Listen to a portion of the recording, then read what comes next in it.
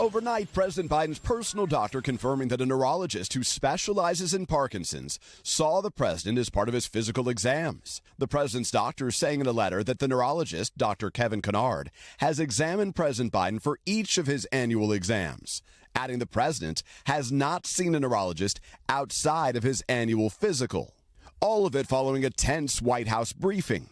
Has the president been treated for Parkinson's? No. Is he being treated for Parkinson's? No, he's not. Is he taking medication for Parkinson's? No. The administration under pressure to explain why Kennard visited the White House 8 times in 8 months, according to logs. The president's doctor saying Kennard held, quote, regular neurology clinics at the White House Medical Clinic in support of thousands of active duty military staff assigned there. It comes as President Biden is trying to put an end to the post-debate drama, calling into MSNBC's Morning Joe and issuing a challenge to those who say he should drop out.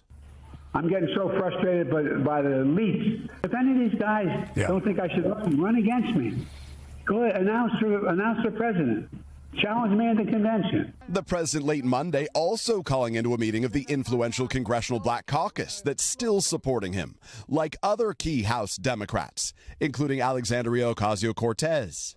Joe Biden is our nominee. He is not leaving this race. He is in this race, and I support him. So far, 9 congressional Democrats have called on the president to leave the race. I think he should step aside. I think it's become clear that he's not the best person to carry the Democratic message. Former President Trump, in his first post-debate interview, telling Fox News host Sean Hannity by phone, he believes President Biden will stay in the race. He's got an ego and he doesn't want to quit.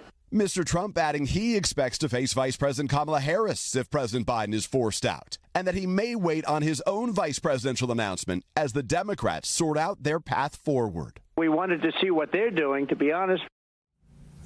And now back to that letter from the president's personal doctor. He reiterates that during President Biden's most recent neurologic exam in February, there were no findings consistent with any neurological disorder like a stroke, multiple sclerosis, or Parkinson's. Savannah? Peter, a big test for the president, crucial moment, hosting NATO allies in Washington. What do you expect from this summit?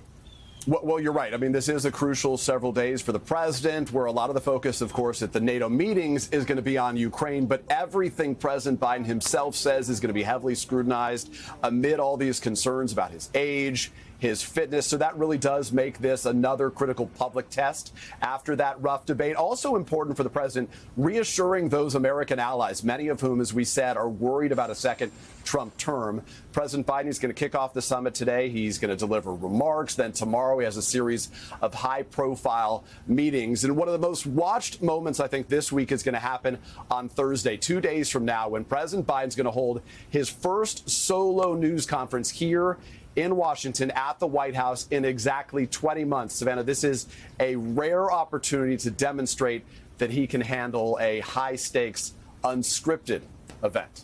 Savannah? Peter Alexander on the North Lawn for us. Thank you.